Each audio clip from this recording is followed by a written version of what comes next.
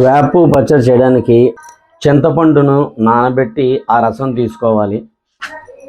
వేప పువ్వుని తీసుకోవాలి. వేప పువ్వుని ఇలా శుభ్రం చేసుకోవాలి. పువ్వులు కింద ఈ వేప పువ్వుని శుభ్రంగా కడిగి వడబోసి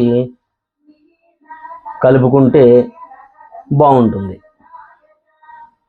కడిగి వడబోయడం దేనికంటే ఇసుక లాంటిది చిన్న చిన్న పురుగులు లాంటివి ఉంటాయన్నమాట. అందుకు కడుక్కోవాలి. మామిడికాయ ముక్కలను ఇలా చిన్న చిన్న ముక్కలుగా చేసుకోవాలి. అరటిపళ్ళు తీసుకోవాలి. మీకు కావాల్సినన్ని కడుక్కున్న తర్వాత వీటిని కూడా చిన్న చిన్న ముక్కల కింద చేసుకోవాలి.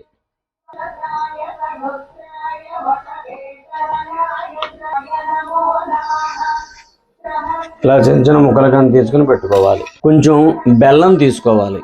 ఇలా ముక్కల కింద చేసుకోవాలి. ఇలా ముక్కల కింద చేసుకుని కలుపుకుంటే బాగుంటుంది. ఈ పచ్చడి ఎలా తయారు చేయాలనేది ముందే మా అమ్మగారు నాకు చెప్పారు. తయారు చేసే విధానం దాని ప్రకారం నేను తయారు చేస్తున్నాను. మా అమ్మగారికి మా నాన్నగారికి వేప పచ్చడి అంటే చాలా ఇష్టం. ఈ వేప పచ్చడిలో బోల్డని ఔషధ గుణాలు ఉంటాయి. అందుకే మనము ఉగాది నాడు వేప పువ్వుతో పచ్చడి తయారు చేసుకుని తింటూ ఉంటాం. దేవుడికి ఆరగింప చేసుకుని అప్పుడు మనం తినాలన్నమాట. ఇలా శుభ్రంగా రసం తీసుకోవాలి. చింతపండు రసం ఇలా చిక్కగా చేసుకోవాలన్నమాట.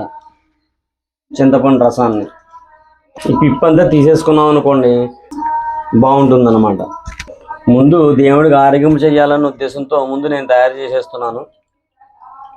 తర్వాత మా అమ్మగారు మళ్ళీ తయారు చేస్తారు. అలాగైనా మా అమ్మగారు చేయబడితే ఏదైనా అమృతమే. ఇప్పుడు ఈ బెల్లం ముక్కలు అందులో వేసేసుకోవాలి.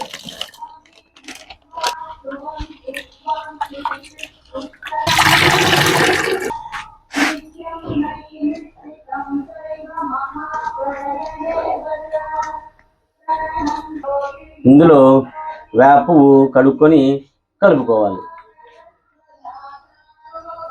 తర్వాత ఇందాక తరుగుకొని పెట్టుకున్న మామిడికాయ ముక్కలు, అరటిపండు ముక్కలు ఇందులో వేసుకోవాలి. ఇంకా చెరుకుగడ వేసుకోవచ్చు, పచ్చిమిరపకాయ వేసుకోవచ్చు, చిటికెడు సాల్టు, ఇవన్నీ కలుపుకోవచ్చు అన్నమాట.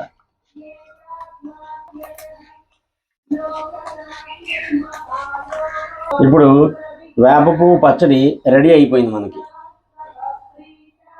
ఇది వేప పువ్వు పచ్చడి. దీన్ని దేవుడికి ఆరగింప చేసుకొని ప్రసాదంలా అందరం పుచ్చుకోవడమే. మనం తయారు చేసుకుని ఉంచుకున్న ప్రసాదంలో ఒక తులసి దళం వేసి దేవుడికి ఆరగించుకొని ఆ తర్వాత మనం అందరం పుచ్చుకోవాలన్నమాట. అందరికీ శ్రీ పరాభవనామ సంవత్సర శుభాకాంక్షలు.